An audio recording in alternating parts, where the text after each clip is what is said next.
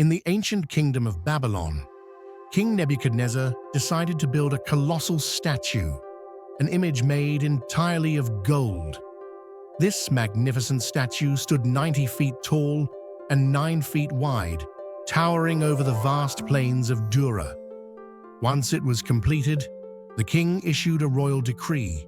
He summoned all his officials, the governors, satraps, administrators, counselors, treasurers, judges, and magistrates from every corner of the empire to come and attend the dedication ceremony of the statue.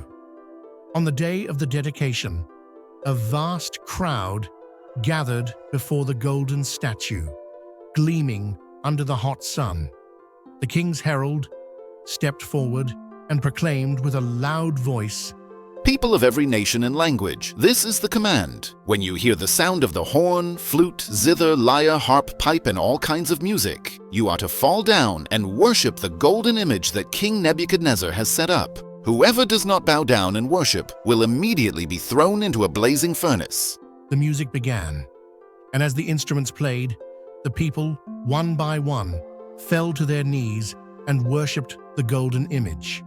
Everyone in the kingdom bowed down, except for 3 men, Shadrach, Meshach, and Abednego, 3 Jewish men who served in the king's court, refused to bow.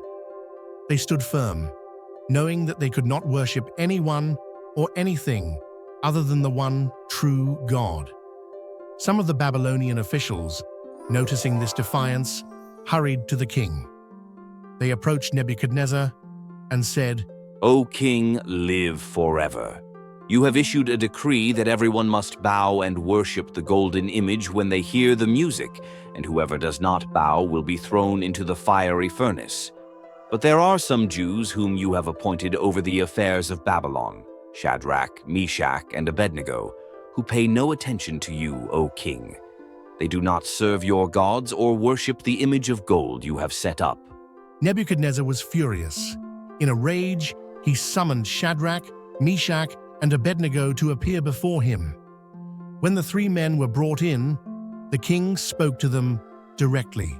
Is it true, Shadrach, Meshach, and Abednego, that you do not serve my gods or worship the golden image I have set up? Now, if you are ready, when you hear the music, if you fall down and worship the image I made, very well. But if you do not worship it, you will be thrown immediately into the blazing furnace. Then what God will be able to rescue you from my hand? Shadrach, Meshach, and Abednego replied to the king, O Nebuchadnezzar, we do not need to defend ourselves before you in this matter. If we are thrown into the blazing furnace, the God we serve is able to deliver us from it, and he will deliver us from your hand, O king.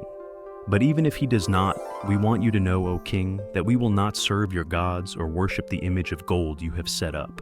Nebuchadnezzar's face twisted in rage at their defiance. He ordered the furnace to be heated 7 times hotter than usual, and he commanded some of the strongest soldiers in his army to bind Shadrach, Meshach, and Abednego and throw them into the blazing furnace.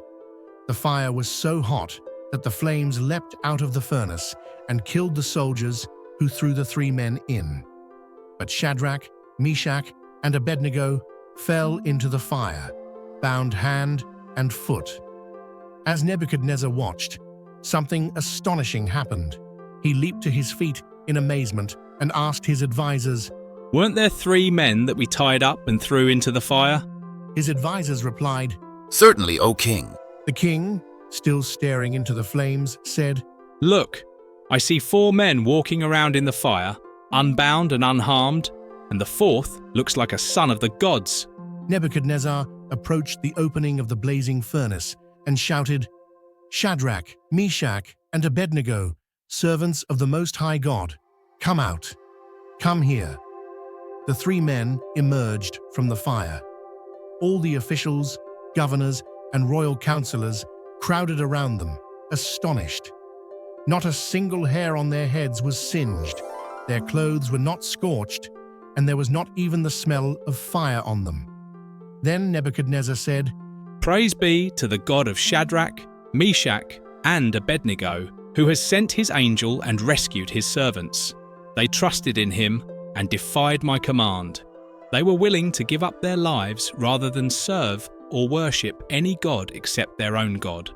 Therefore, I decree that any nation or people who say anything against the God of Shadrach, Meshach, and Abednego shall be cut to pieces, and their houses turned into piles of rubble, for no other God can save in this way.